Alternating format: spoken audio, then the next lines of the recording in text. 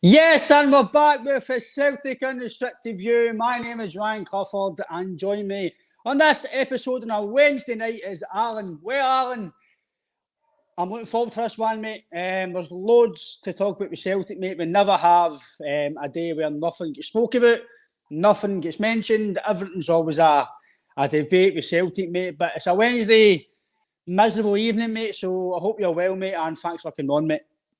Aye, hail, hail, hope you're well. Looking forward to the night. Lots to chat about. Uh, let's go on and see what we've got to talk about.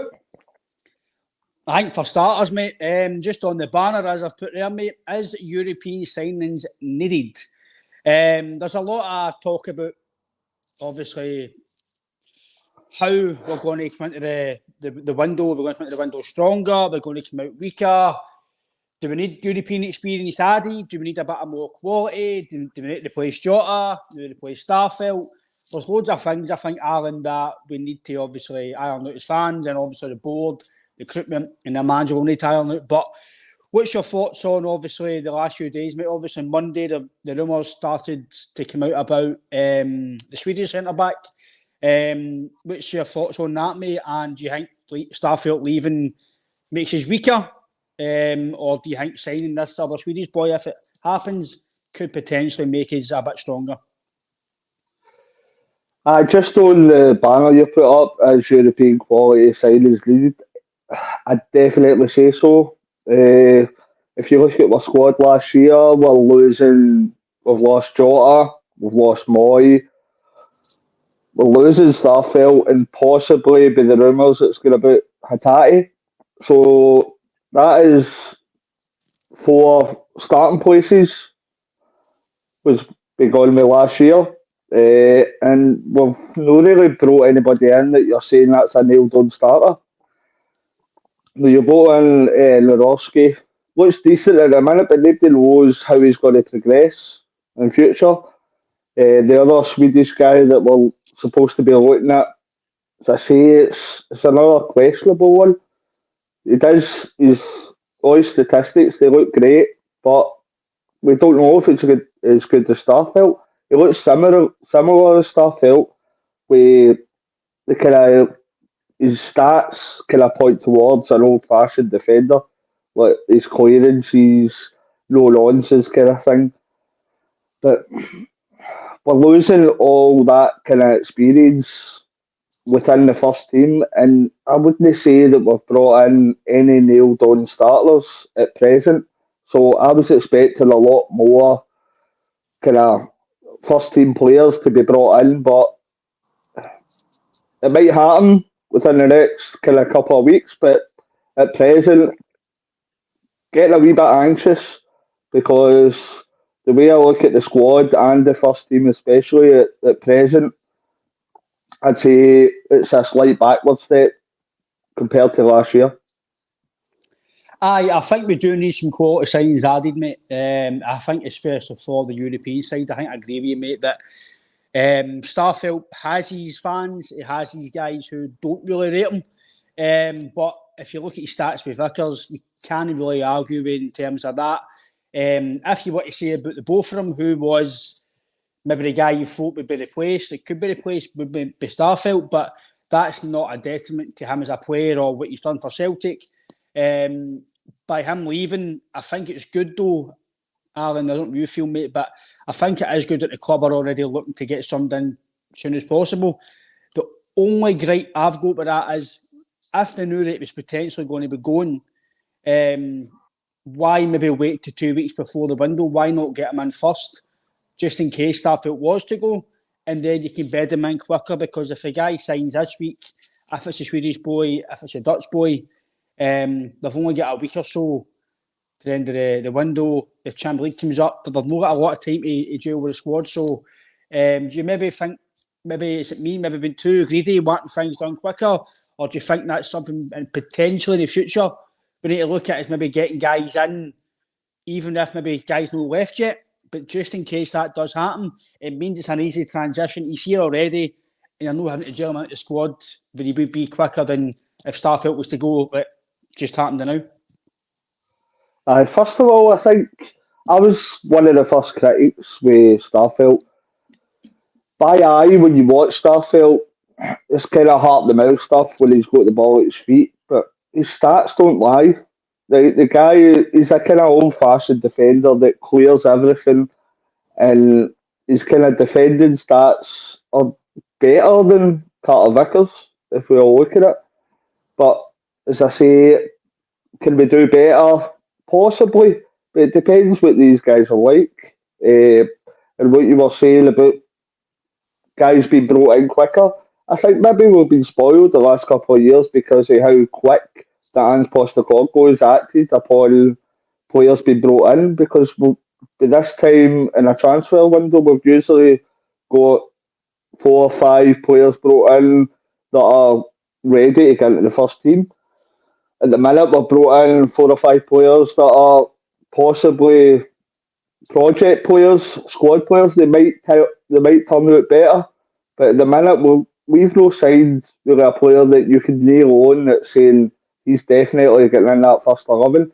So as every day goes on in the transfer window, I'm starting to get slightly more worried because I think Rogers came in and he was saying about pushing on in Europe. Let's be honest with ourselves, guys. We got 2 points in Europe last year. It could have been better, but we've probably got a weaker side at the minute than we did last year in Europe. So how can we progress with a weaker side? So I'm hoping in the next week or two before the transfer window that we make some serious steps to get in some first team players, because we've brought in young players that are, by the looks of it, good projects, but I'd like to see a few more experienced players that could step into that first 11 and make a difference with us.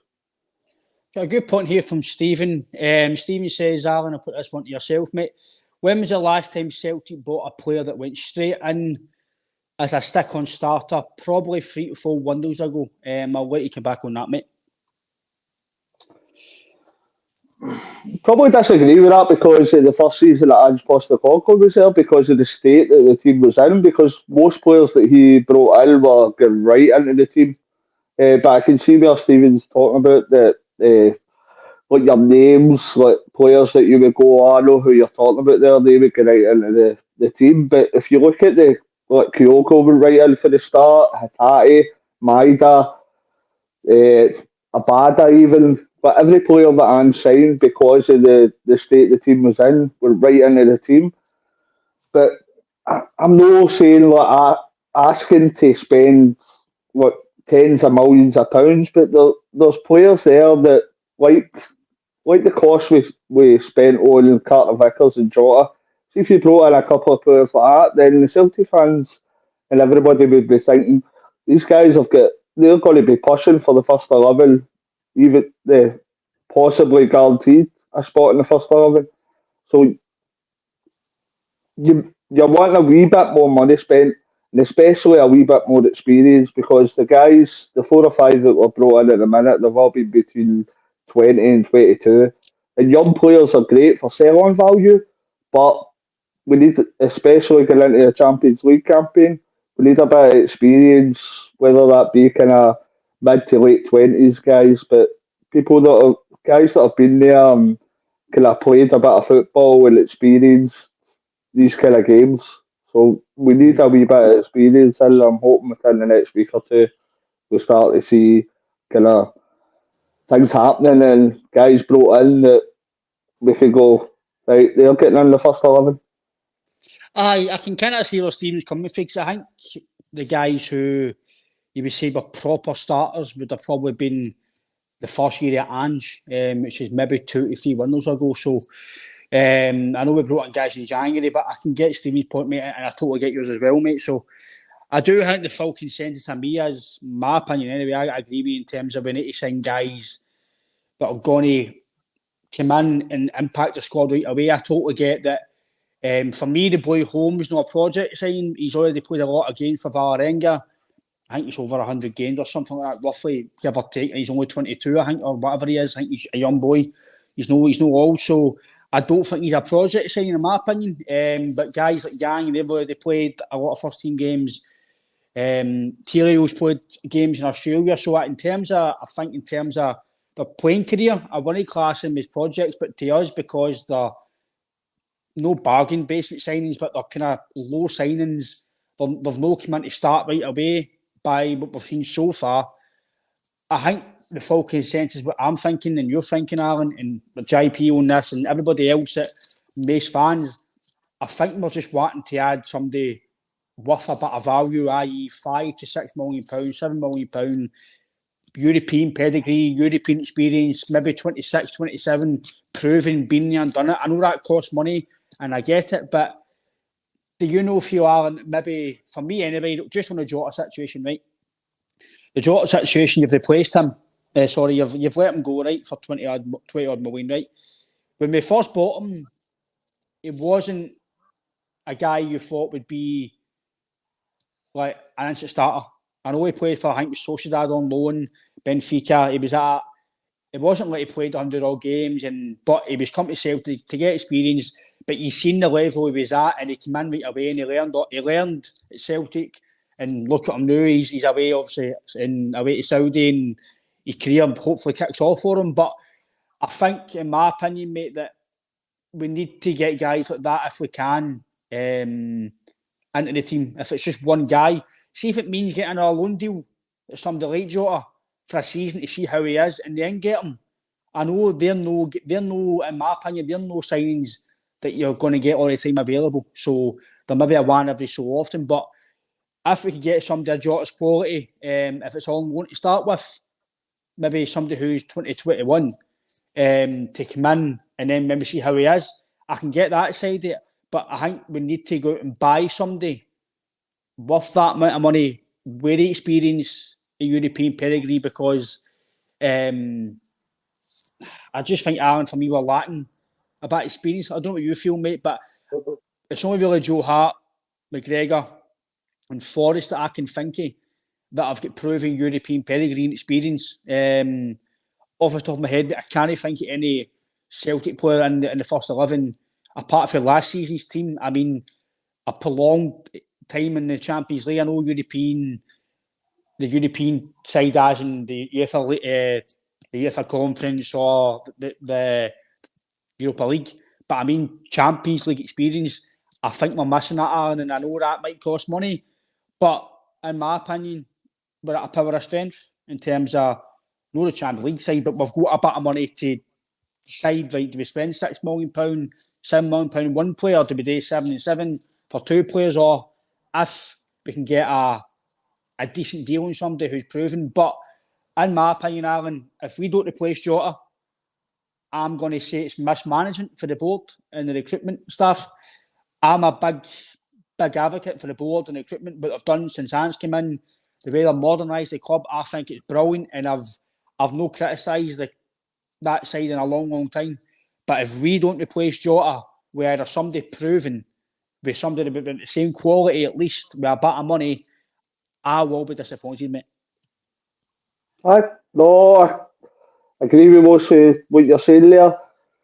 See, the beauty of Jota and Carter Vickers was the loan with the option to buy. Uh, look, you had that option, and both of them worked it fantastically well, so we snapped them up. But you also had that loan with the option to buy with Oliver Abelgard, right? Mhm. So I know a lot of Celtic fans and a lot of football fans are no partial to the loan to buy or any loan whatsoever. But it's a kind of try before you buy, and it's worked out well for us in the last couple of years with Jota and Carter Vickers because you've got that cemented fee that you know if these guys work out well, then you've got that option to go and make that permanent. And then if it doesn't work out well, like Abelgard, then you can end it. So I know everybody's a fan of the loan to buy, but it has worked out well for us previously. And with the signings as well in the last kind of the first year of Ange, right? I'd say about 95% of the signings were absolutely fantastic.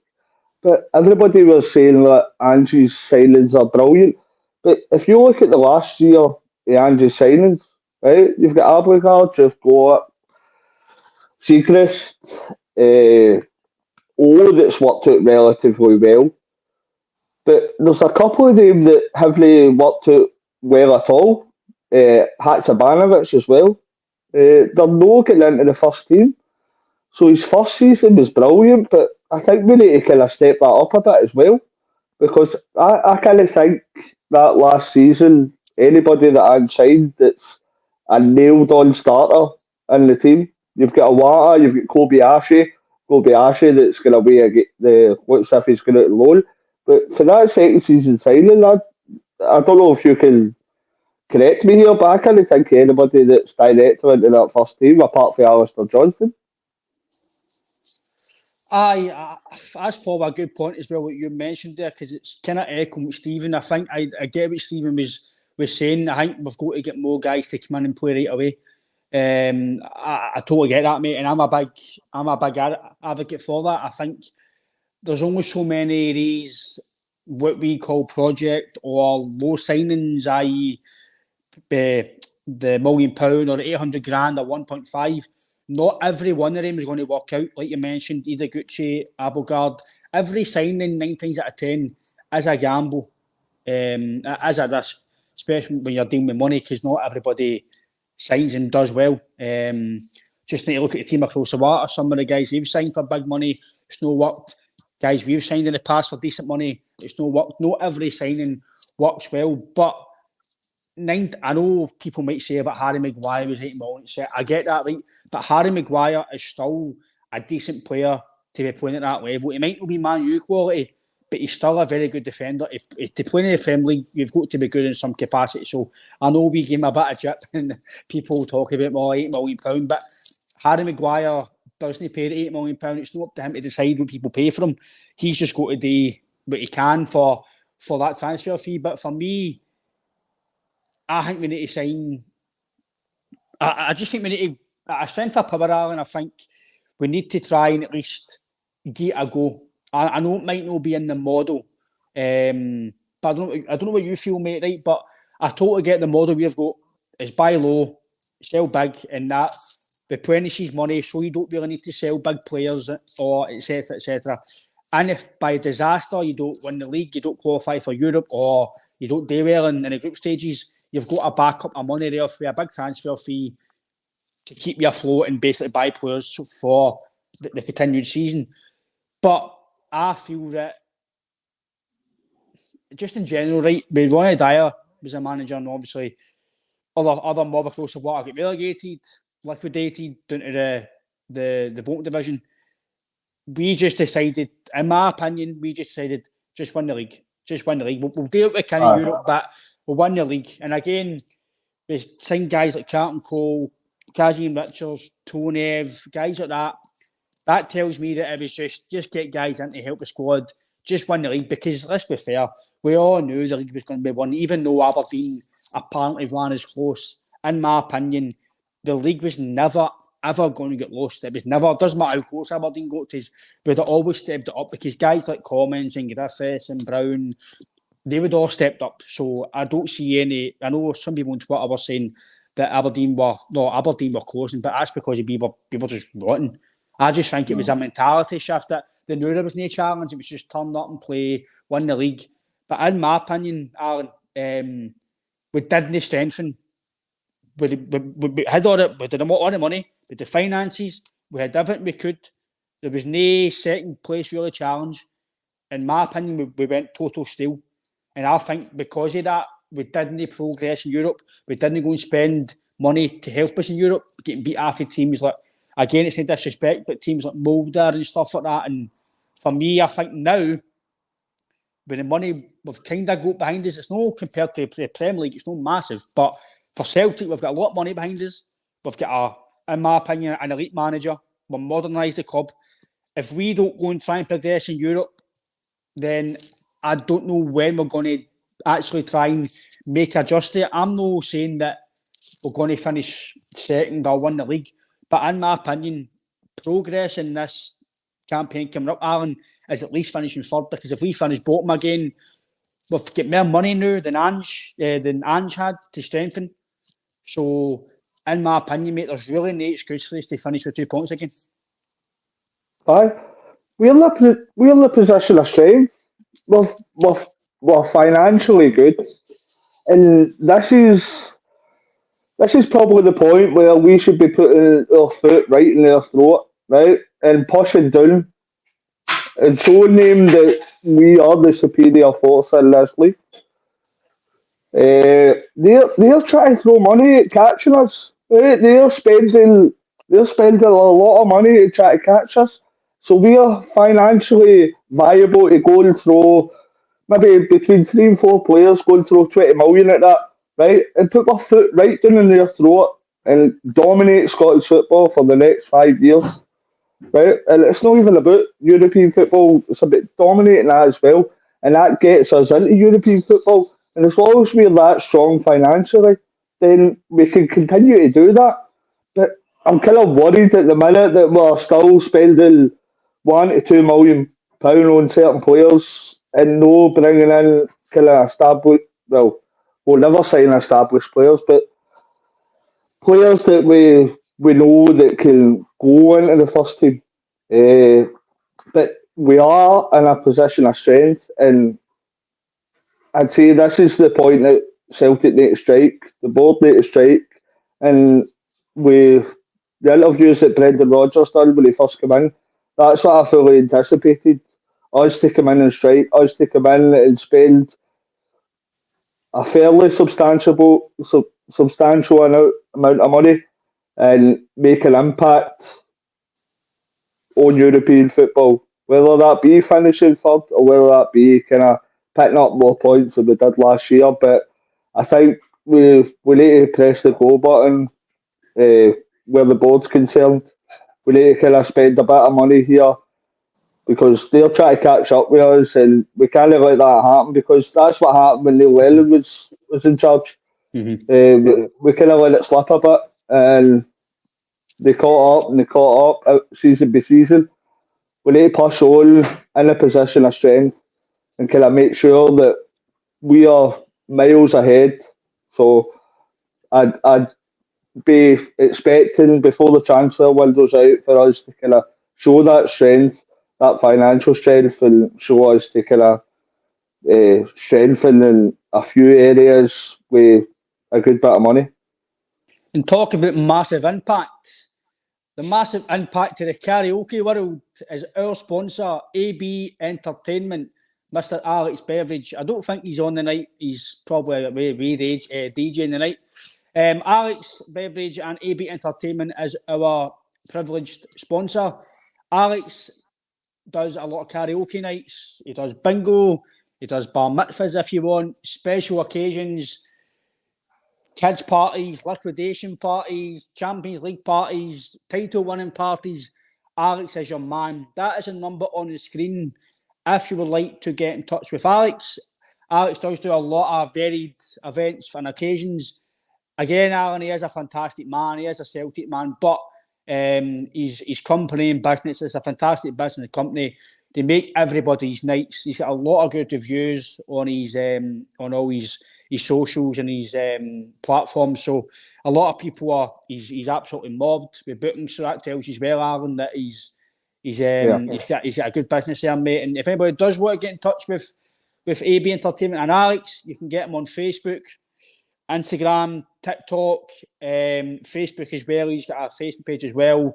If you can't get him on that, you can contact myself and JP through the page or the community section as well. That is his number on the screen if anybody wants to take a wee note of it. But Alex is a fantastic man, and I'm sure he'll sort you out with a good wee deal as well if you mentioned that you're on the podcast as well. But I totally get you, Alan, in terms of the European side, mate, and the financial power, because I was a bit, no let down, but I was a wee bit, when you take a step back now and you think kind of years gone past when Dyer was the manager and some of the signings he was getting, let's be fair, I don't believe they were high signings, because I don't believe guys like your Carlton Coles, again, these guys have done well in their careers, but at the time, they weren't the players that we needed. Carlton Cole, Tonev, then other guys came in. So some guys who didn't really cut the mustard. And in my opinion, mate, we need to strengthen. Rodgers says, and he's made a conversation, and he said the day as well, that the European side, you need to obviously strengthen, you need to do better, and you need to strengthen at a power of strength. I think the transfer market in the next 2 weeks or so, that will tell you, in my opinion, where the direction is going for Europe, because if they're serious about Europe, in my opinion, I know he's done well, Liam Scales, he's done well pre-season, but for me, it's not enough to say that it's going to be good enough for Europe, in my opinion. Kobayashi, I think he needs a loan move, or he needs somewhere to go and bulk up, because I think he's too lightweight. And Stephen Welsh, I think he's okay for Scotland, mate, but in terms of being a starter for Europe or coming in covering, I'd be quite worried and apprehensive about going into a European game, just say Bayern Munich, Real Madrid, even Leipzig and Shakhtar again with Welsh or Kobayashi or Skills at the back. If Nedovsky and Vickers and the new centre-back, whoever it is, comes in, aren't fit, I think I'd be... Because let's be fair, even guys like Vickers and Starfelt last year, they didn't struggle, but they were under a lot of pressure and they conceded a lot of goals. So if they're doing that and then guys like them come in, I don't think, in my opinion, Aaron, they're good enough to come in and help us. Even guys like Ralston, I don't think you're good enough to come in and do it long-term European-wise. I think you'd be relying on Johnston not to get a long-term injury again, because you'd be a bit worried that can he cope with the demand there? Is he going to perform the day? And that's no offence to Ralston, because he's done well, he's improved, but I don't think we can sit still, Aaron. The thing that I want to put towards you in terms of that, I feel that sometimes us as fans, we get caught up on the players that are already here, i.e. McGregor's, Hatate's, Johnston's, Hart's, Kyogo's, Abada's. I think fans think, oh, it's always about, right, we'll sign somebody to come and just back them up. But why do we need to always go for second and fourth choices? Why not sign somebody that can potentially come and challenge them, can potentially come and take their place? I know that might mean you're getting 2 or 3 right backs or left backs or midfield, whatever it is. But if they're coming in to challenge and be better, then it only helps Celtic. And I know then you need to maybe sell 1 or 2 players because the squad obviously gets bigger. But I think sometimes we get stuck on, just because you guys are here and they're mainstays, it doesn't mean that you can't go and get better. If it suits a model and it's worthwhile maybe looking into it, why can you not go and buy better? I get the fact that guys might go, well, if you bring him in, then he might not want to sit on the bench. Well, that's up to him to come and take care of that guy that he's been brought into a support or challenge. So don't really feel on that, mate. But I think sometimes I see it on social media, and I've seen it in group chats and stuff as well, that I think some of the fans will just settle on the good guys that are here. Just because of that, it does mean that you can't always go better, because in my opinion, you can always look to buy better. Like I was saying earlier, I think it's imperative that we bring in first-team players at the minute, because as it stands, we've lost, looking at February, March this year, we've lost minimum three first-team players that have left in Jota, Starfelt and Moy. And out of the 5 players you brought in, there's nobody that you can say they're nailed on to get a starting place. So it's imperative that we bring in people that are going to start, and I'm hoping that's going to come true within the next week or so. With regards to what you're saying about Wales and Ralston, possibly I don't think they're they're no bad players, right, for Scotland. But the thing you need to think about as well, Ryan, right? In European football, you need to have your registered homegrown players, and that's possibly why these guys will stay because Yeah. they've trained with the club. They're Scottish, so maybe that's why that Brendan and Celtic are reluctant to let these guys go and replace them because they can't see anybody else within Scotland that are as good as them or somebody better to replace them. So maybe they'll want them there as squad backup to be in that European squad because you obviously need Scottish homegrown players. But when you were speaking about the Brendan Rodgers interview today, as much as we're speaking about we need kind of first team players to come in and us buying kind of experienced first team players, I wasn't exactly excited about Brendan's interview today. It kind of took me back a wee bit. It was a bit defensive, if you ask for my opinion. Uh, it just seemed as if he was trying to take away from the point of what kind of players we were buying and how much we were spending. It was a bit defensive in my eyes, so I'm hoping that's just kind of something I've missed. But I wasn't exactly excited with that interview of the day. I seen it. A wee comment for Francis. Thanks, Francis, for tuning in again, mate. There's a few other guys that commented. Paul, Francis, Joseph. Hail, hail, boys. Hail, hail, lads. Well, Obviously, it's hard to get through all the comments. There's loads of comments tonight, but thanks for tuning in, guys. True what Francis says there, Alan. He thinks that he's taking Brendan's press of the day is a bit of positive. He thinks that there may be something up his sleeve. What do you think of that, mate? thank you for something up his sleeve. He's kind of had it well, to be honest, and the way he's speaking. Because the way he was speaking was saying that we can't compete with other European sides, which is completely true. But just the manner he was speaking, it just didn't get me excited. I would like him to go out and say that we're going to kind of strengthen and like try and compete in a certain way.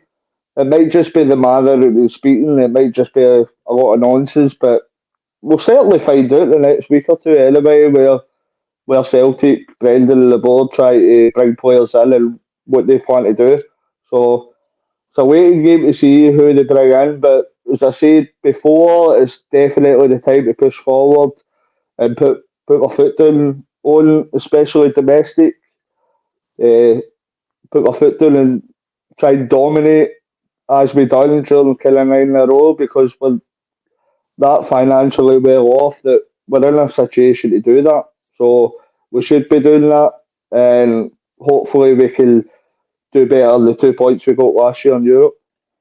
Aye, obviously for that as well, you mentioned we get 2 points, mate. I know myself included and a lot of fans, we said that we competed and we done okay, but I've kind of took a wee back step for that since then, and I thought, aye, we've competed, but we still kind of get, we still kind of go, I don't want to say pumped, but we kind of did.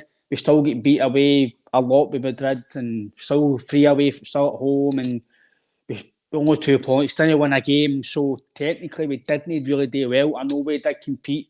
It was a different brand of football, and he tried to take the game to these teams. But I don't know what you think, Aaron, but I do feel Rodgers might be a bit more apprehensive. I've just gone gung ho. I think it'll be a bit more no defensive based, but I think in Europe he's maybe a bit more dynamic with his tactics. I think he'll actually tweak it a wee bit if we need to go 4 or 5 at the back away from home against your top teams. Then I think he might do it. I say 5, 3 at the back, and your two obviously your two fullback kind of wing back. So don't know what you feel, mate, but I do feel Rodgers might be a bit more kind of transparent in his tactics away from home, because I think Ange did kind of go one way. It was just the 4-3-3, try and go gung ho, and try and just kind of take the game to these teams, because we have got the quality in terms of certain players. We have got the quality, but I do feel that the European experience and a bit more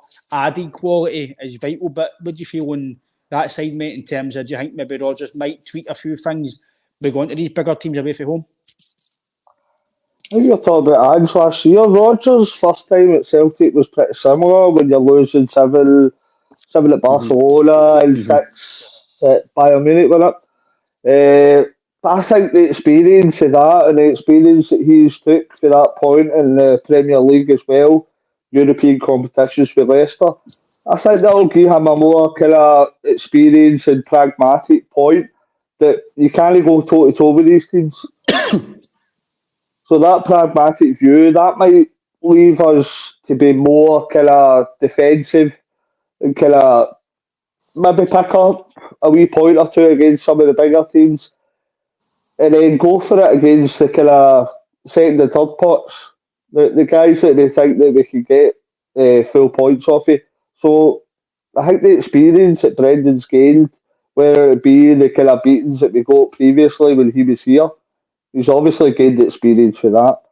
And then the experience that he's got for Leicester as well, it's all going to bode well for us. So I would expect a totally different kind of build up for us where we would go in Europe next year. So I would say that it's definitely, I would expect to gain more than 2 points. I know we were unlucky last year a lot of times, but I would expect a lot more pragmatic view for Brendan, and hopefully that's a more successful view as well. I think obviously they got to a semi-final Europa Conference, so that he's obviously done that. People might say it's a conference, but he's still got to a European semi-final. I think that is obviously an added thing to his CV, added to his experience. I think it shows you that he can navigate, obviously, certain games as well. So I do believe that we might be a bit more, no defensive, but I think they'll be able to.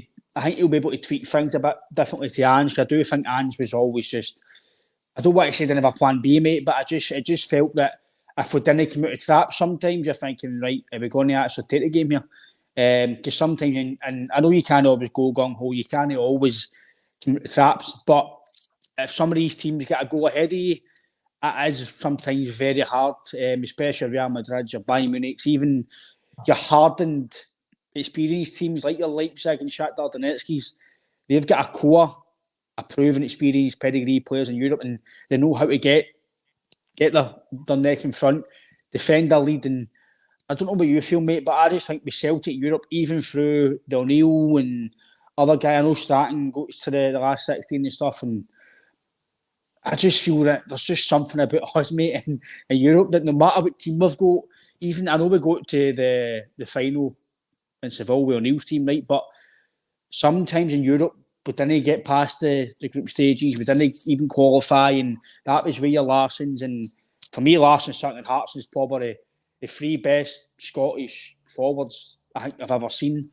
But I'd be lucky if I ever see a front fielder that. Again, they three were absolutely tremendous, world class in my opinion. And sometimes they were getting beat off the best of teams in the qualifying. So is it just a thing, Alan, that no matter how much money we spend, what manager we get, it's just this thing about this stigma about Celtic, mate, that we always get so far or get so close, and it's just like, when's it going to change for us? Well, I think a lot's to do with the setup. I think you were being kind there, old Ange. Ange didn't have a plan B. Ange had a plan A. Ange had a plan A. I didn't say that, you said that. Ange had a plan A, and if plan A didn't work, it was day plan A better. Right? And even, see if you look back at 2012 when we beat Barcelona under Neil Lennon, right? We had Miku up front, right? That wasn't a team that had superstars or fantastic players, but we were set up because we knew the other team was better, right? They had like 81% possession and we had 19%. But where we were failing in the last couple of years was Ange wanted to go toe to toe with these players that could play us off the park. But I'm hoping this year that Brendan's kind of learned his terms in charge with us and Leicester that he can accept that these guys are kind of by far and above better than us and we need to beat them tactically. We need to set up differently so that we can gain, whether it be a point or sneak a win. Because we need to accept the fact if we are coming up against a Bayern Munich or a Man City or a Real Madrid, that these players are by far better than the players that we've got. So we need to Yep. find a different way of beating them or getting a draw off them. So as much as I loved the way that the football we watched under Ange, it was absolutely fantastic and probably the best football I've seen in my lifetime at Celtic. But in European competitions, it definitely wasn't pragmatic. So it wasn't beneficial to get any points. Like, if we set up differently against Real Madrid at home, possibly we could have seen that out and maybe got a draw or sneaked a wee goal. The two draws against Shakhtar Donetsk, that could have been differently if we had to go gung ho as well. If we just picked our times to go forward. So I'm looking forward to seeing a different point of view this year that hopefully Brendan's learned for the times it's happened and get back to kind of their Gordon Strachan, Neil Lennon and identify when you've got better players against you, so identify a different set of tactics that you can gain something for that game. I put up a question, mate, on the comments for some of the viewers, and I've got some, and I'll put it to you as well, mate. Mm-hmm. What do you feel, and then I'll get to some of the commenters, mate. What do you feel to the end of the window, just if it was one position we had to strengthen, what do you feel is the position that we need to strengthen? If you'd asked me 10 days ago, I would have said a Jota replacement, somebody in the left wing. I know Jota played right, especially, but we just now and Maida probably covered with Kyogo. I would have said somebody with that spark, with that something special to create to replace Jota. But after the last 10 days of watching Joe Hart, I think it's an absolute necessity that we are looking for a goalkeeper. It's just mistake after mistake. And he's never been great at with the ball at his feet. But he's starting the alarm bells are ringing. As I says to you Monday, I seriously think we need to look at a goalkeeper immediately because it's going to start causing us to drop points, whether it be at the weekend here against Aberdeen, whether it be against the club across the city the start of the next month, or whether it be in Europe. But it just keeps making mistake after mistake during pre-season and that first game of the season there. So I would definitely say that a goalkeeper is an absolute necessity at the minute. We've got a comment for Corvo. He's a Newcastle fan. Thanks for tuning in again, Corvo. Corvo says he wants rid of Robocop Hart. I think the consensus, Alan, for some of the commenters and yourself, mate, that the goalkeeper is probably the priority. If you asked me 10 days ago, would the goalkeeper be a priority? I asked a few blokes in one of my group chats actually asked that, and I says, well, it's not a priority, it's more a bonus because I still think Hart in Scotland is still the best goalkeeper in Scotland. I still think he's a very good goalkeeper. If we had to let be for Joe Hart for Scotland, I think I'd be fine with that. But I think for the European side, I think myself and yourself and some of the listeners and most people you speak to, I think Alan through social media and probably your pals and that as well, I think the goalkeeping situation's got to be a top number one now.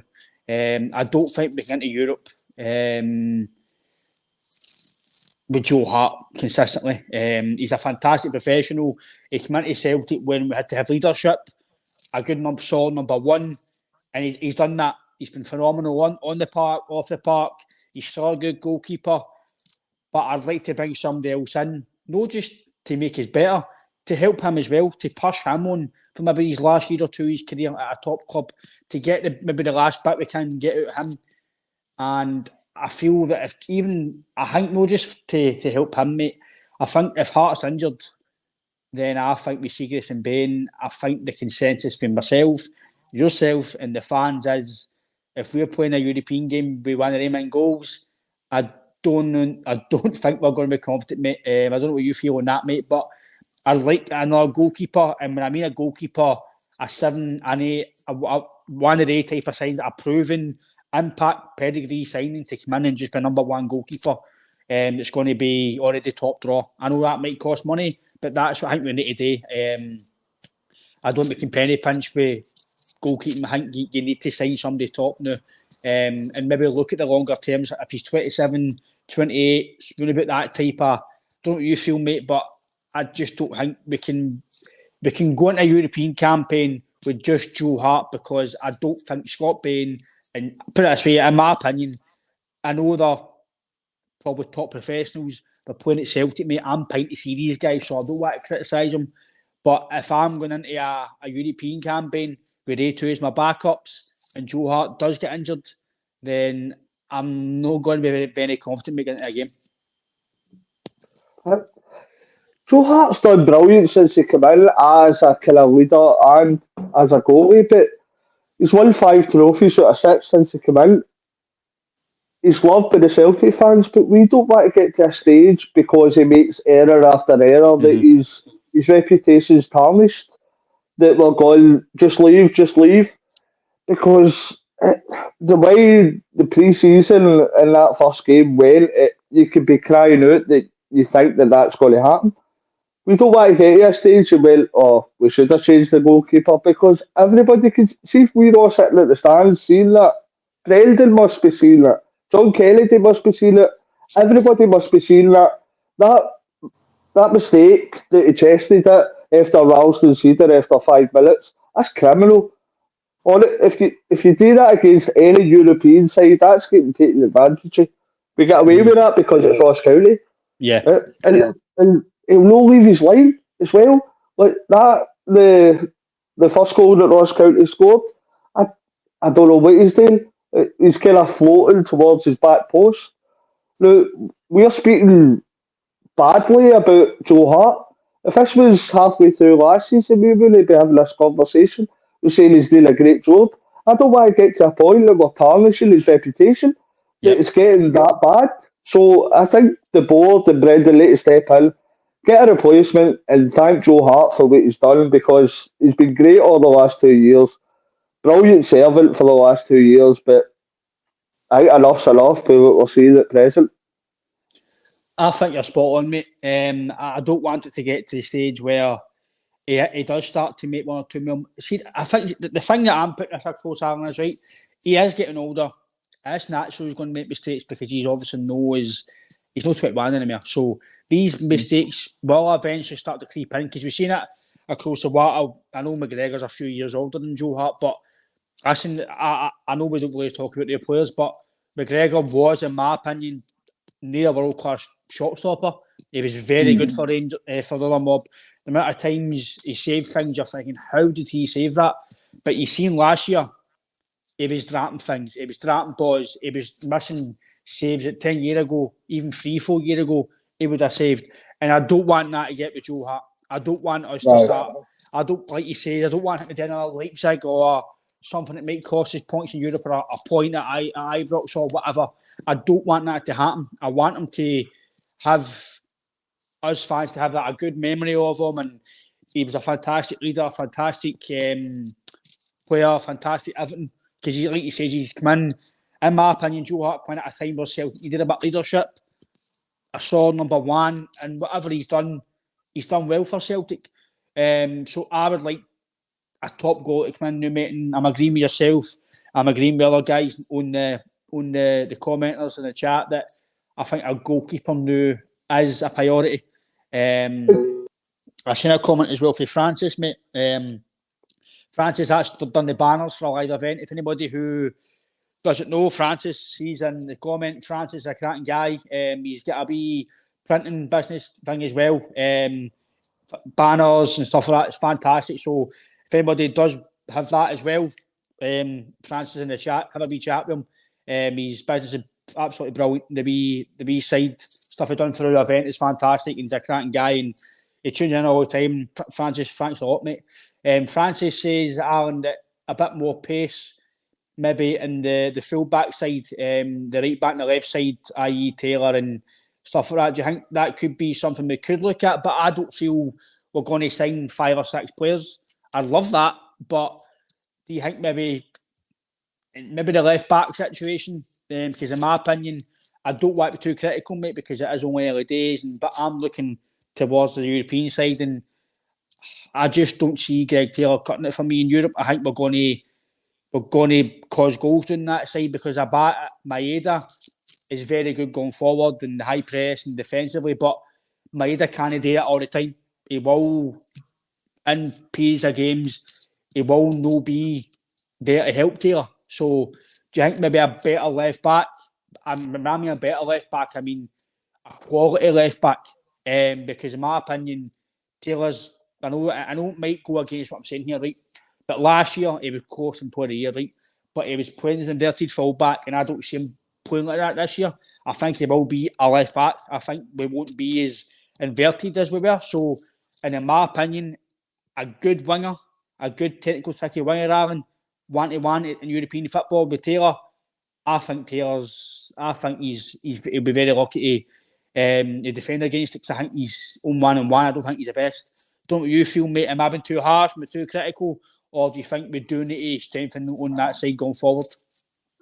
I definitely think you've got a point with the left back position, but problem I've got that mentioned on Monday, I think combined we've spent about £7 million on the 2 left backs, and unless one of them gets moved out, I can't see us bringing in a left back. You've already got a kind of bloated squad, so unless one of them moves out, either being on a loan or moving them out permanently, I can't see them bringing in a left back. You've got Alistair Johnson, that's obviously nailed on. I'd say he's the best fullback in the league. So I think that's your nailed on right back. I think if we can kind of move on Ralston, I think we could do better on some backup for right back. Maybe somebody that's kind of can play with both feet, that can cover both positions. That could be an idea as well. But I think a lot of problems we've got at present is how bloated the squad is. So I think you will see a lot of players kind of moving out, whether it's Ayeti, Soro, McCarthy, Seacrest, Welsh, Kobayashi, Bernabe. You could go on, and that's part of the problem we've got. Now we're trying to bring in players, but there's only so many players we can have in the squad. And I'd love to see another left back that's better than Taylor. I'd love to see us improve in every position we've got, but it's trying to move on some of the kind of deadwood we've got as well. There's so many players there that are kind of still on a wage, and we need to get them out the door.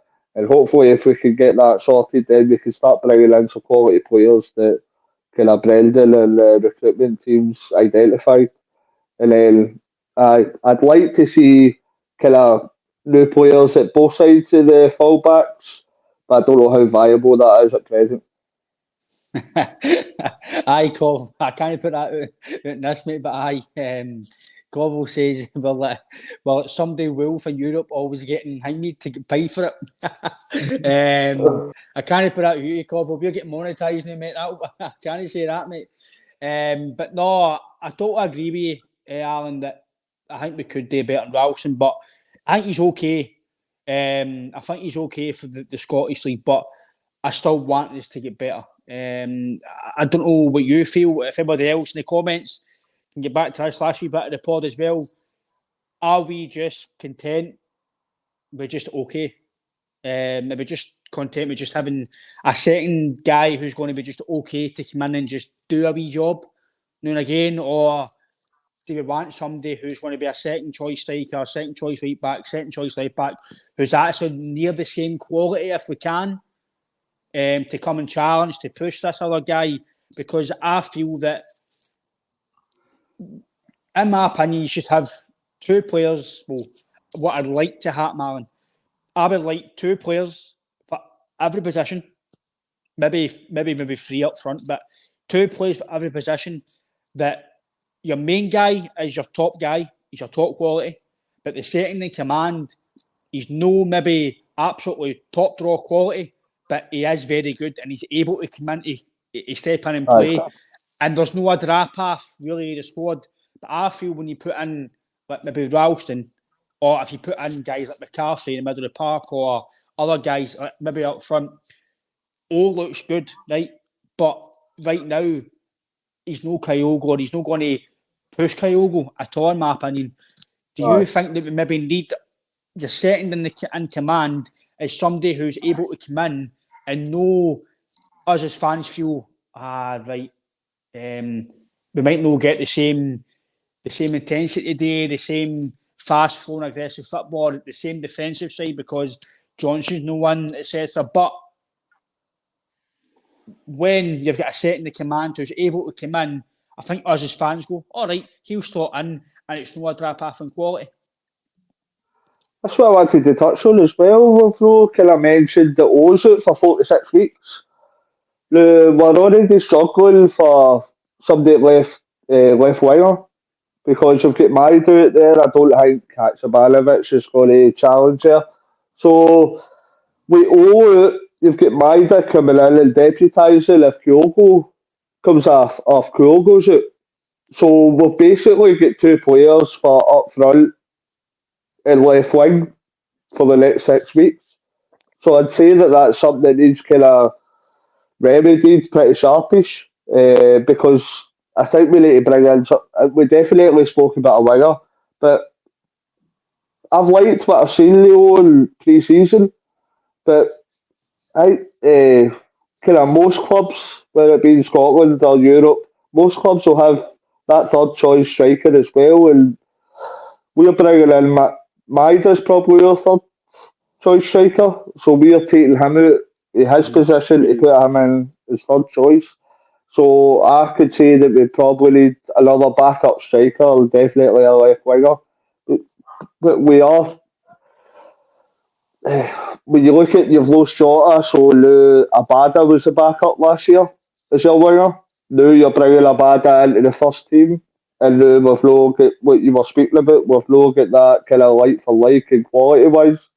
So we've left it to, you wouldn't, as at present, we've still got a lot to see for Yang and a hell of a lot to see for Telio, so we can't judge them at present. But as we stand just now, we've nobody Abada and Maida's quality that come in and replace them.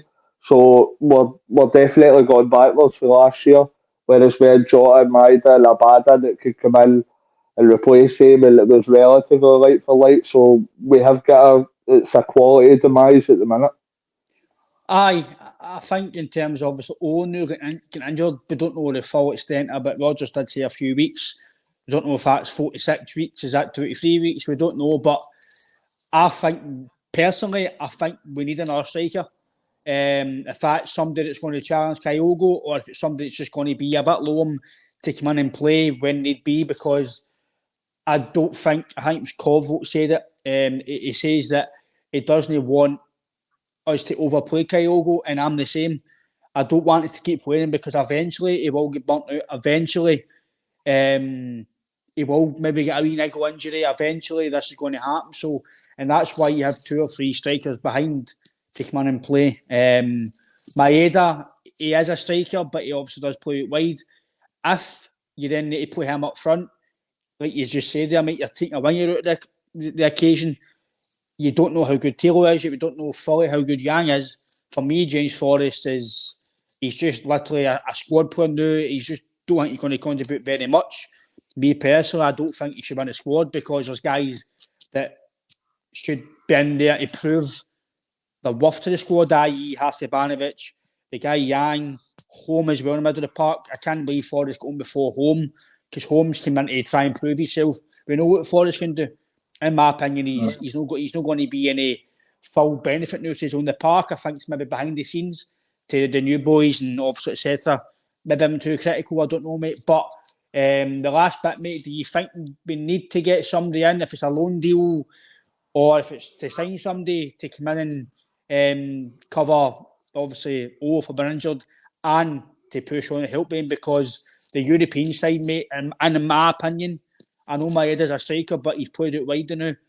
To go with 2 strikers in European football with group stages and all these cup competitions, is that no a bit risky? Aye. I know we spoke last week, and JP was saying about Maida being a striker for Japan, but I think that Wolski that he played up front, and his movement and his efforts absolutely fantastic, Maida. But you can see he's no. I know he plays up front for Japan, but it's a different type of game that Japan play. We are playing against a low block. But his Maida's movement and effort's fantastic, but he doesn't look as if he's got that killer instinct to a Kyogo or a Giacomakis when it comes to a finishing touch. So I would definitely agree that if I was going to do it for that time, we definitely need to bring in another striker, because Kyogo as well has got that. We were reading before about that niggly shoulder injury as well that Rodgers says that he was going to need to get surgery at some point on. So I wouldn't say it's the utmost priority at present compared to the goalkeeper, winger, and possibly a fullback. But if we're going to bring in 4 or 5 players, I would definitely say that that's a position that it would be beneficial to strengthen in. No, I think you're spot on, mate. And I've seen somebody comment double denim. JP is actually, he's away having a wee break, but no, the double denim is me. There I'm there. I'm a double denim. By the way, I think I shoot double denim to a team, man. Look at that. I think I'm absolutely handsome. Full photo, the double denim, I think I'll need to get that, because that's some gig, that double denim. But again, Alan, overall, mate, I think it's the European side. I think that will get looked at in the next few days to weeks, hopefully, mate. Because me personally, I don't think we can go into this campaign with this kind of backup we've got. I think we need somebody else, 2 or 3 players, pedigree-wise, proven to help us. But overall, mate, what's your lasting thoughts of the night, mate, and obviously moving on to the weekend? I know, still positive. Top of the league, relatively decent performance at the weekend. Hopefully, can follow that on this weekend. So happy to be a Celtic fan, as it's been for the last decade or so. Exactly, mate. We've won 11 out of 12, mate, so we can't really grumble what's been happening. Ange says I wear it well. Thanks a lot, Ange. I appreciate that. At least somebody loves my dress sense. At least somebody loves me, Alan. That's the main thing, mate. We all like to be loved, so... We all love you. Oh, thanks a lot, mate. But overall, mate, it's been a great chat, mate. It's been good to get, obviously, the listeners involved as well, mate. But everybody who's commented again, really sorry I can't get through all the comments. There's loads of comments tonight. So I really appreciate you joining in. We appreciate everything, or the commenters or the listeners. Please, if you've commented in and you haven't subscribed, please subscribe to the podcast. All you have to do is click the bell that says subscribe, and you'll get all the latest videos, lives, etc. Anything that we say on the community page as well. We're on Facebook, we're on TikTok, we're on social media. Myself and Alan, we're on Twitter as well, so is JP. We're on all the platforms. Anything that we do on the podcast will be in the community section and on the pages. Anything that we do updated. Please subscribe to the podcast. Everything we do is for free. The content we put out is for free, and it is for the fans. And by subscribing and sharing the podcast, you help us put out the content we can. And Alan, overall, mate, it'd be good to chat to you. And I'll see you again on Friday. Friday with myself, Barry Bannon, and Alan. So it'll be good to get Barry's thoughts on the game for the game on Sunday as well. But Alan, Good to see you again, mate. Take care and hail, hail. Well, thanks for the chat. Hail, hail, hail, hail, all down.